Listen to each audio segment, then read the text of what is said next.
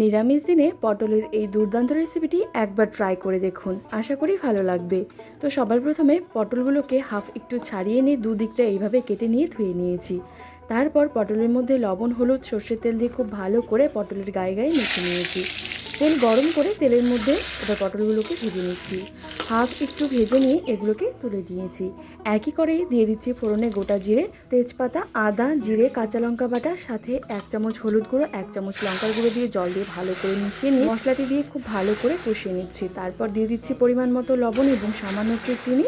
মশলা থেকে তেল ছাড়লেই তারপর এর মধ্যে দিয়ে দিচ্ছি একটা টমেটো পেস্ট।